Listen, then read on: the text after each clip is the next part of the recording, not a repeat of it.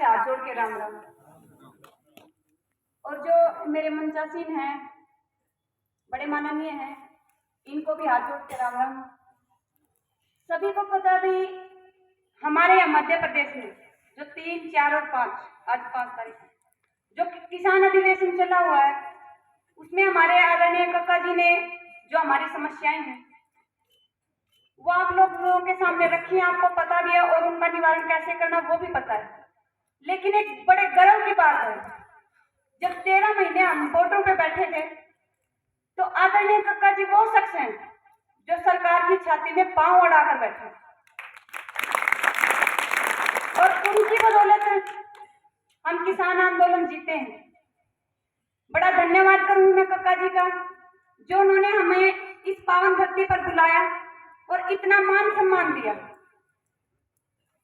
और आगे आने वाले समय में भी हम चाहेंगे हम सभी ऐसे ही मिलकर कक्का जी का साथ देते रहें और जो हमारी समस्याएं हैं उनका निवारण करने में उनके साथ कंधे से कंधा मिलाकर इनकी लड़ाई में हम अपना सहयोग दें।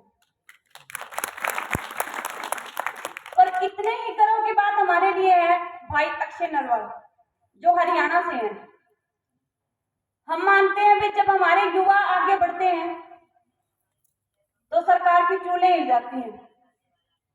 अरबी ताऊ जी ने कहा भाई अक्षय नरवाल को कक्का जी ने ले लिया, लेकिन मैं आपको बताना चाहती हूँ कक्का जी भी हमारे हैं, भाई अक्षय नरवाल भी हमारे हैं।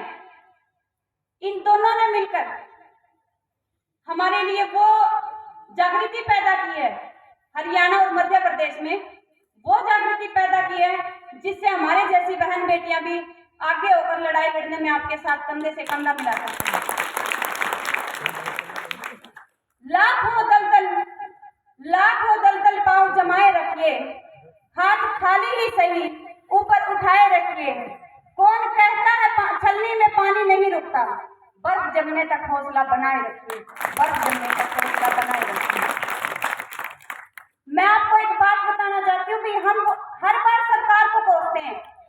क्यों कोसते हैं हम सरकार को? वो सरकारें हमारी बनाई हुई तो हैं।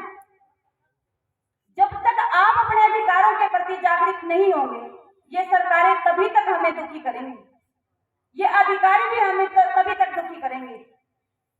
ये अधिकारी और सरकार किसके बनाए हुए हैं? ये हमारे बनाए हुए हैं, हमने ही तो वोट डाले हैं। जब हम अपने अधिकारों का प्रयोग करना सीख जाएंगे तो सरकारें हमें दुखी नहीं करेंगी, हमसे सरकारें दुखी होंगी। एक बात मैं आपको बताऊं, जनता ही सरकार है। क्यों सरकार है? क्योंकि जनता के पास वो अधिकार हैं। हम अपने अधिकारों का इस्तेमाल करके जो हमारे अधिकारी हैं उनके ऊपर अपने अधिकारों को, अपने जो कार्य वो करवा सकते हैं। वो अधिकारी हमारे नौकर हैं, हम उनके नौकर नहीं हैं।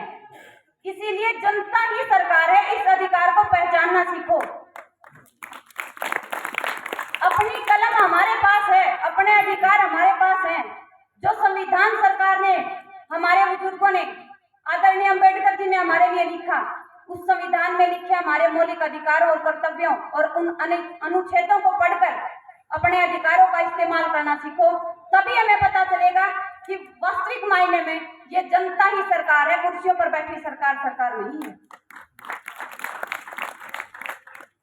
और आप सभी को इस बात का अधिकार है, जब भी कोई सरकार हमारे खिलाफ कोई कानून या बिल लेकर आती है तो उसका विरोध करने के लिए हमारे पास धरने प्रदर्शन है।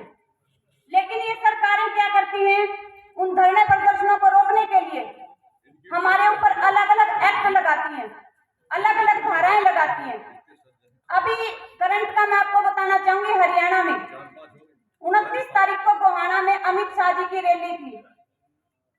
उस रैली में आने के लिए अमित शाह जी के जो कार्यकर्ता हैं या हमारे जो हरियाणा में बीजेपी के पदाधिकारी हैं, उन्होंने वहां की जनता को इकट्ठा करने के लिए 500 रुपए और एक दारू की बोतल दी। बड़े दुर्भाग्य की बात है, जो इतने बड़े नेता हैं वो अपनी भीड़ इकट्ठा करने के लिए पैसे और ऐसी चीज का उपयोग करें जो हमारे शरीर के लिए वैसे ही हानिकारक है। और उसके बाद अभी जो जयंती मनाई गई रविदास जी की, वैसे सही मायने में रविदास जी की जयंती आज है। सत सत नमन है उनके चरणों में, ऐसे महान जो पुरुष हमारे इतिहास में हुए और हमें आगे चलने के लिए उपदेश दिए और रास्ते दिखाए।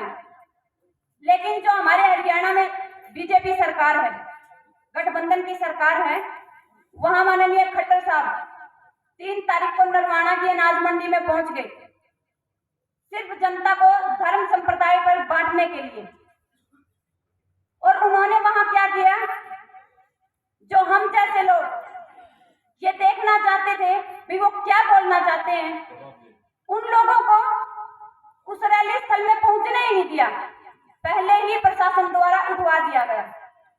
तो मैं इस सरकार से ये पूछना चाहती हूँ, क्या आप आम नागरिक से इतने डरे हुए हैं, इतने बौखलाए हुए हैं कि आप हमारा सामना ही नहीं कर सकते? तो फिर किस लिए आप इन जहाजों पर, इन रैलियों पर इतना खर्चा करते हैं? हमने किस लिए बनाया सरकारों को? ताकि वो हमारी समस्याओं का समाधान कर सके। इसलिए नहीं बनाया कि जब हम अपनी समस्याएं उनके पास लेकर जाएं तो प्रशासन द्वारा हमें प्रताड़ित किया जाए। तो इन चीजों का विरोध करने के लिए हमें सबको इकट्ठा होना पड़ेगा और सरकार को जवाब देना पड़ेगा। एकता में ही बल है। जब हम सभी किसान मजदूर इकट्ठे हो जाएंगे तो सरकार को पता चल जाएगा उनके पास कोई शक्ति नहीं है, वो किसी शक्ति का प्रयोग नहीं कर सकते। और उससे भी बड़े दुर्भाग्य की बात मैं आपको बताना चाहती हूँ, मेरे को बड़ी हंसी भी आई थी उस समय जब प्रशासन ने हमें उठाया, मुझे और ये बेटी जो प्रियंका है इसे, और जो सरपंच प्रधान है उन्हें, तीनों महिलाओं को उठाया गया। और जिन अधिकारियों ने हमें उठाया, मैंने उनसे ये प्रश्न पूछा भी हमें क्यों उठाया जा रहा है, क्यों डिटेन किया जा रहा है? तो उन अधिकारियों को का एक ही जवाब था, हमें नहीं पता, हमें ऊपर से ऑर्डर मिले हैं। तो देखिए हमारे लिए कितने दुर्भाग्य की बात है, उन्हें यही नहीं पता उन्हें ऑर्डर देने वाला कौन है। तो इसीलिए मैं आपको कहना चाहती हूँ, अपने अधिकारों और कर्तव्यों को समझो और सरकार के सामने एक जनता की सरकार पैदा करें, ताकि सरकार को पता चले ये जनता जागरूक हो चुकी है और अपने अधिकारों का इस्तेमाल करना सीख चुकी है। और मैं आदरणीय कक्का जी से एक निवेदन करना चाहूंगी, 23 तारीख को हरियाणा के सोनीपत के गोहाना जिले में एक शहीदी दिवस मनाया जा रहा है। 23 मार्च को हम चाहते हैं कक्का जी उस समारोह में पहुंचे, उस शहीदी दिवस पर पहुंचे और हमारी हरियाणा की धरती को, पावन धरती को और पवित्र करने का कार्य करें और हमारे मजदूर किसानों को जागृत करने का कार्य करें। इन्हीं शब्दों के साथ धन्यवाद। जय जवान जय किसान।